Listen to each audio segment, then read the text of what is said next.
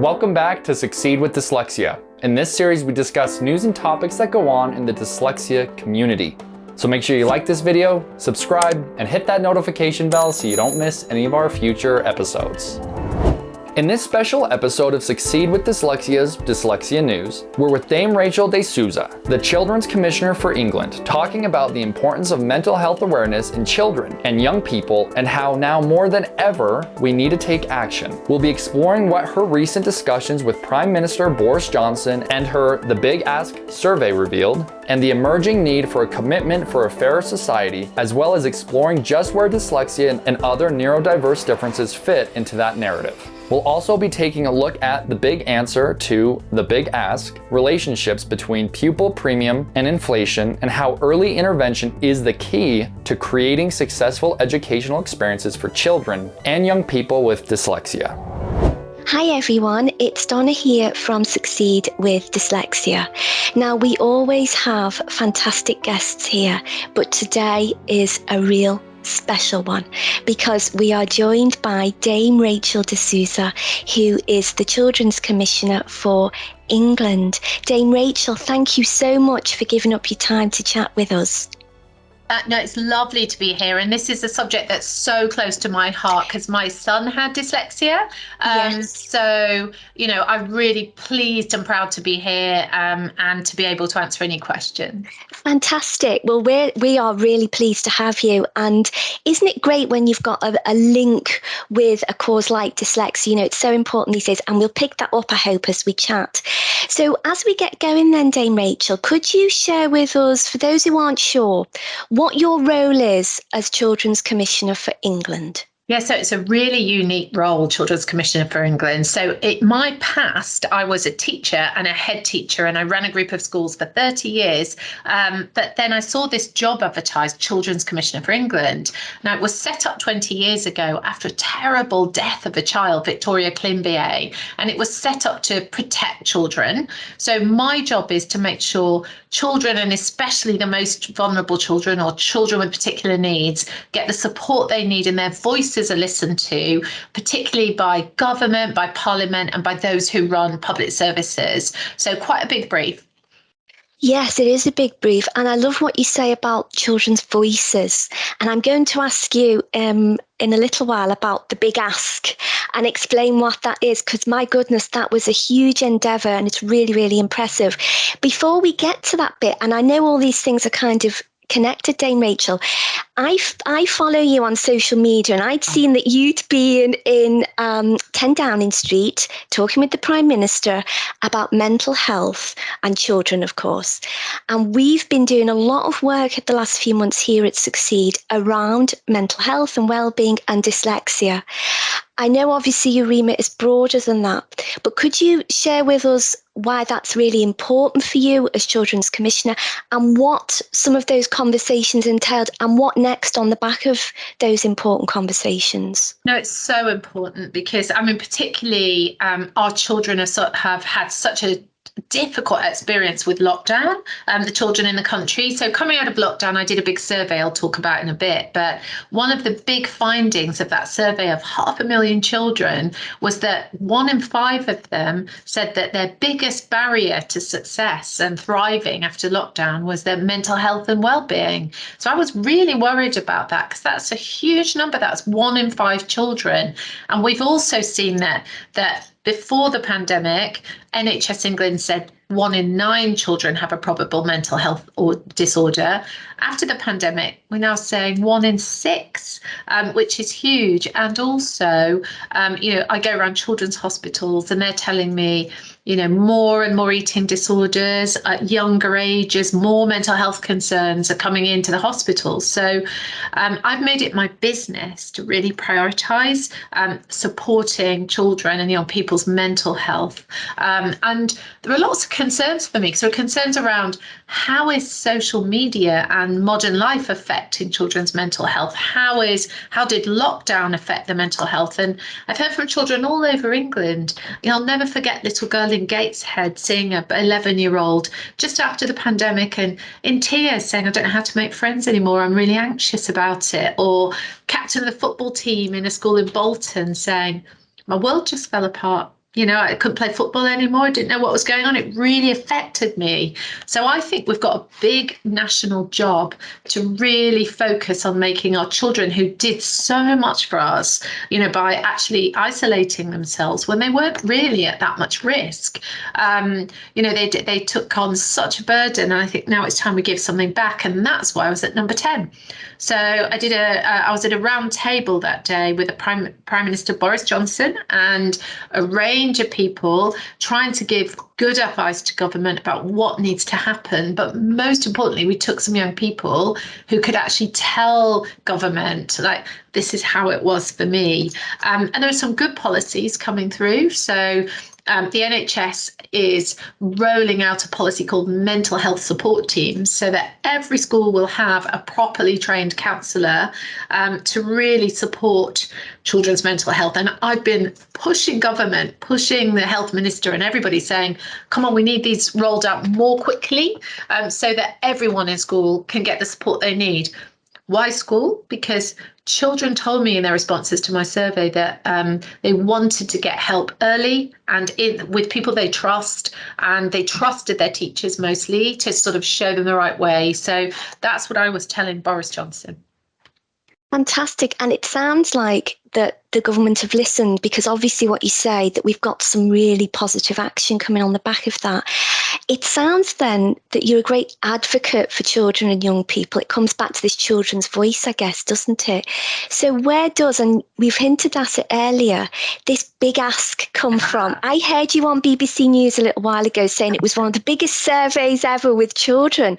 Is that the case? It sounds brilliant. How did it happen, and why was it important to you? So when I took up this job, it was not the March that's just gone, March a year ago. I'd been in school. I'd been a head teacher in school and running a group of schools. And I've been into school every day during the pandemic. And I knew how children were suffering. So when I got this job, I thought, I know what I'm going to do. I'm going to listen to children. So I sort of said to the then Secretary of State, look, I'm going to do this survey for England's children. How many do you think I'll get? And he said to me, maybe 100,000 if you're lucky. And I thought, right, I'm going to beat it. And so I got Marcus Rashford to help me launch it. And we opened for 6 weeks. And it was just a simple survey for 4 to 18-year-olds, different for different ages, asking really simply, what do you need to thrive coming out of the pandemic? What are the barriers, the things that worry you? And what do you want for your future? What's your dreams for your future? And what do you really prioritise? And we opened for 6 weeks. It was all online, and I went around the country. I went from Grimsby to Scunthorpe to Gateshead to Handsworth to Manchester to Liverpool to Bristol, talking to children. We went into secure mental health units where there were children. We went to care homes. We went even to youth prisons. There are a very small number of older children in prison. So we even went there to try to make sure we got the voice of the generation.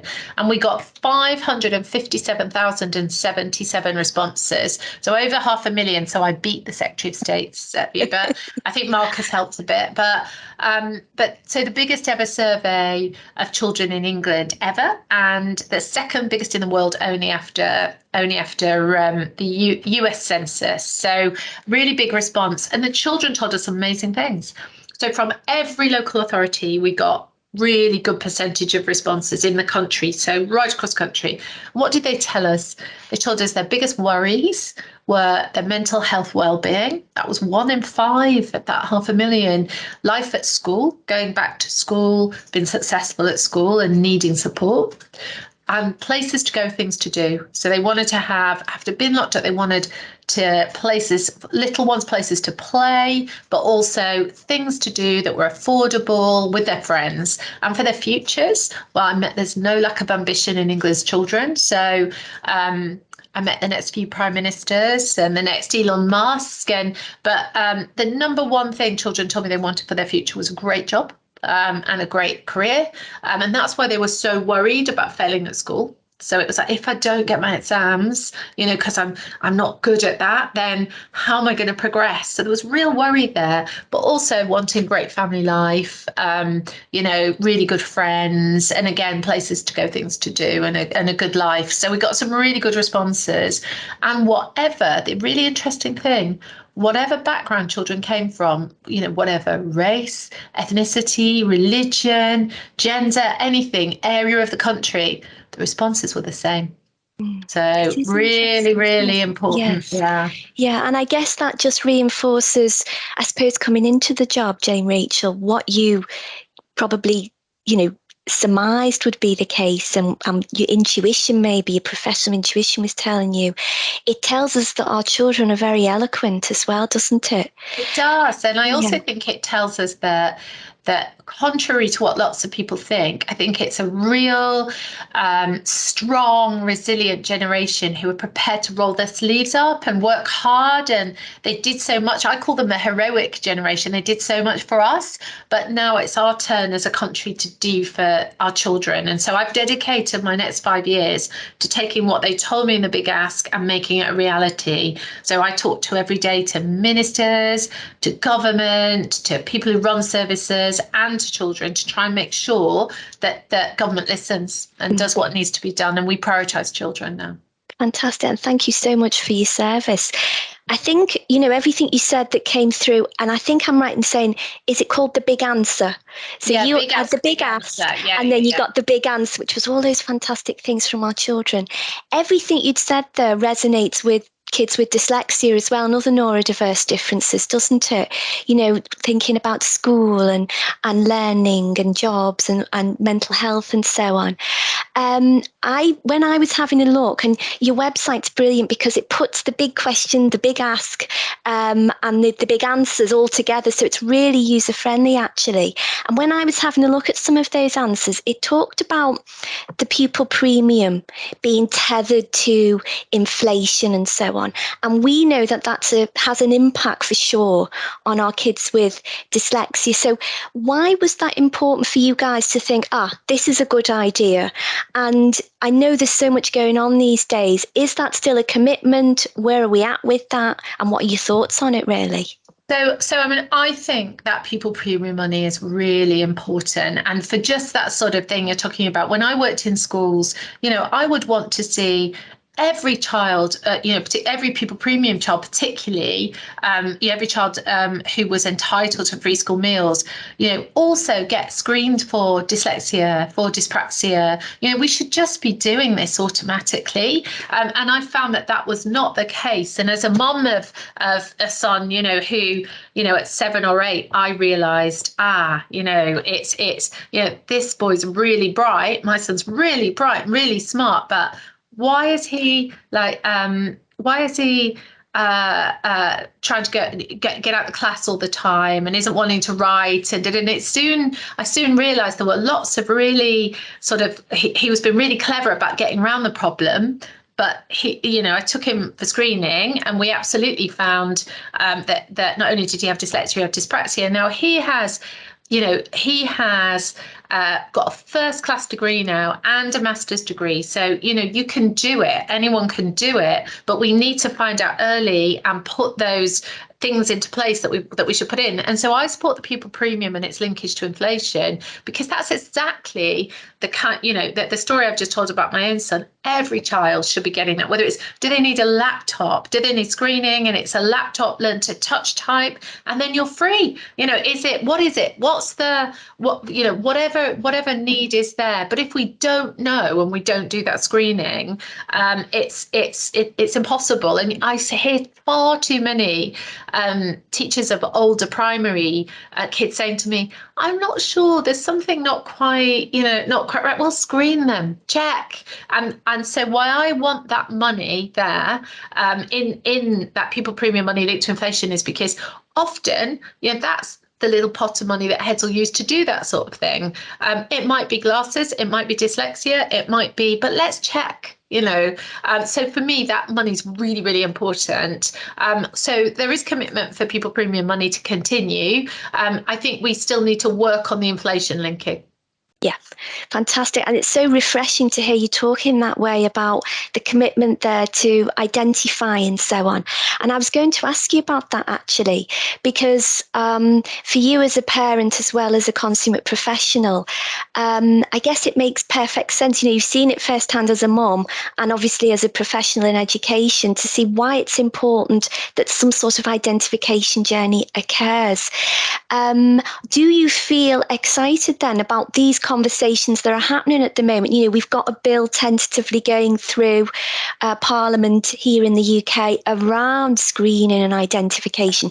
Does that get you excited, Dame Rachel? Absolutely, because it might be a bill, it might be talking about these concepts, but the reality is every child who needs it getting, you know, screened, recognised, and the support they need. And for far too long, you know, that support's not been there. I mean, I can't tell you how many children tell me every time they start a new year, you know, they have to explain again, you know, why they can't, you know, why they need a laptop, why they need more time, why if they're dyspraxic, their writing's not right. You know, it's not that I'm not clever. It's, you know, and this is an absolute bee in my bonnet, and I won't rest until every child in this country gets screened properly. If there's even a thought, it's such a quick thing and it's so easy. And what we've got to move away from is these years of children trying to avoid things or worried that they're not good enough or worried they're not smart enough, and people not understanding. It's absolutely, you know, life-changing. And I know all my brilliant dyslexic students often have, you know, the most amazing brains and can achieve the most amazing things. But this is just one place, you know, we need to get the support in to enable that to happen. So, yeah, I am really excited about the bill.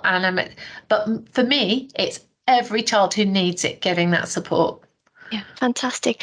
And it sounds like, you know, coming back to where we started when you were talking about your big ask and so on, it sounds like that type of a journey is inherent in mental health and well-being, making sure all our children succeed in education and so on.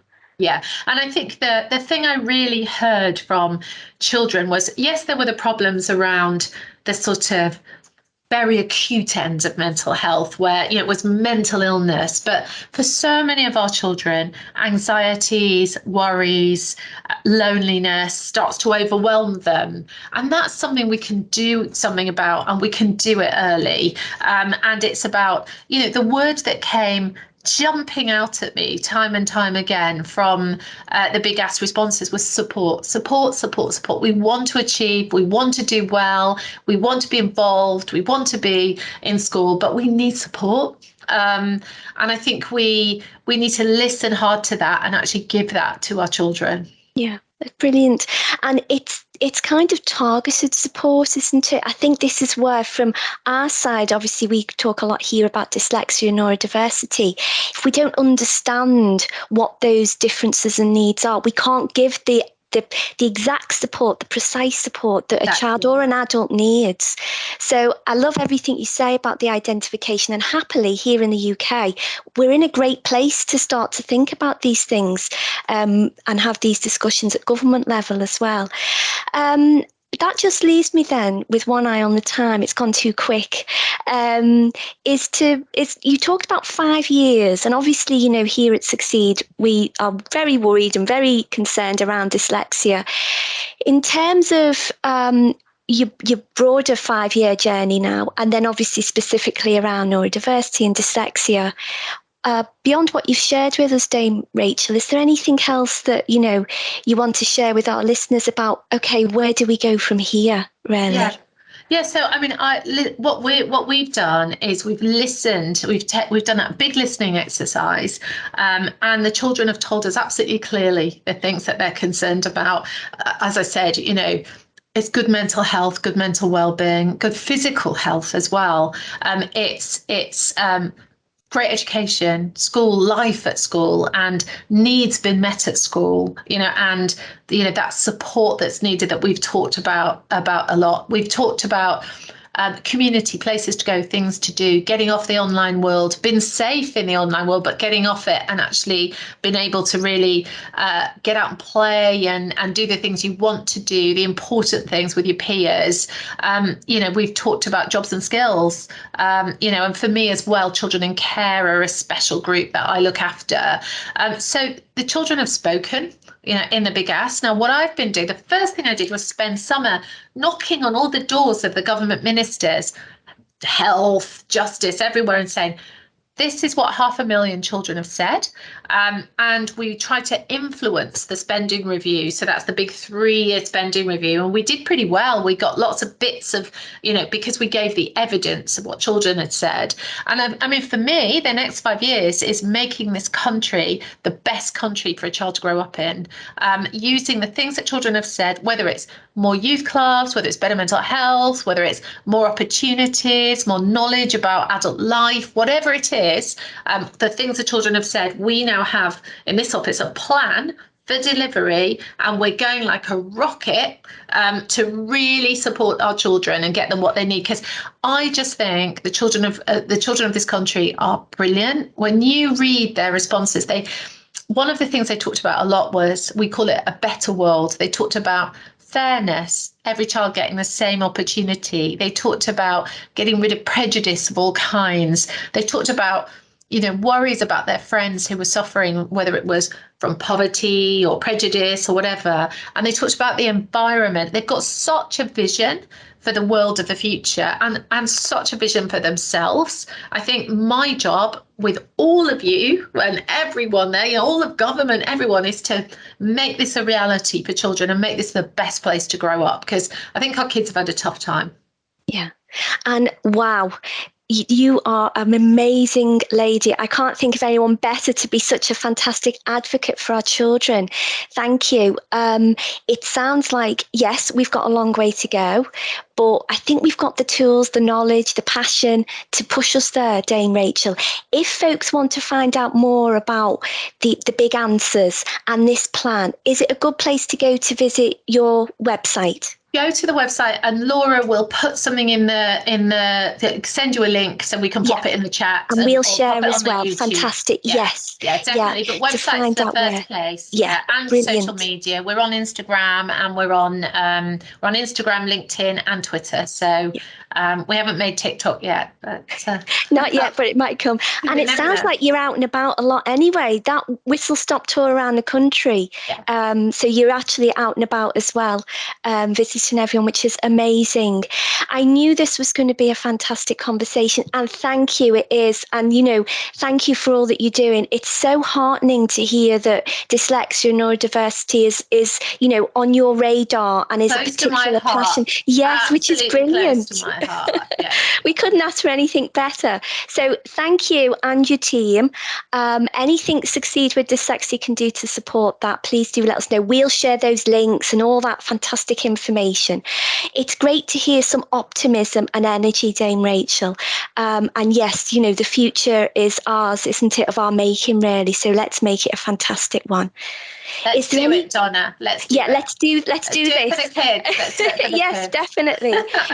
Is there anything you'd like to say then before we say goodbye? I love what you say. Yes, let's do it for the kids. But beyond that, is there anything else? Well, just to anyone who's watching with dyslexia or dyspraxia or are worried about anything around mental health wellbeing, just reach out to your schools, or you can always contact us.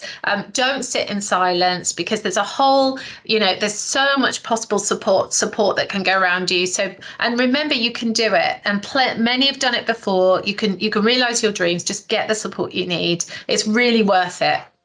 Fantastic. Thank you. And that's a perfect message to end our chat on. And, we echo that at Succeed. Please do reach out. We say a lot here, let's keep talking. So yes, we need to keep talking. So a huge thank you to Dame Rachel de Souza, and thank you to our listeners as well. And hopefully join us next time for another great conversation. Thank you, everyone.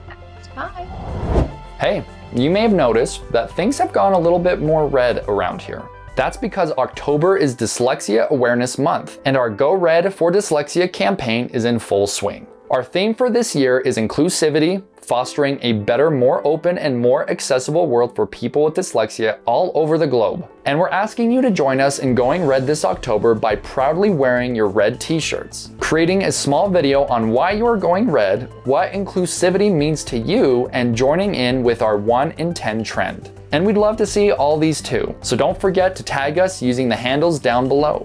For schools or the workplace, you could also help create an informative dyslexia assembly or lesson plan in school, or virtually invite our head of training and assessment, Donna Stevenson, into your workplace for a free 15-minute conversation starter. Either way, it's going to be a fun-packed, informative month, and we can't wait for you to be a part of it.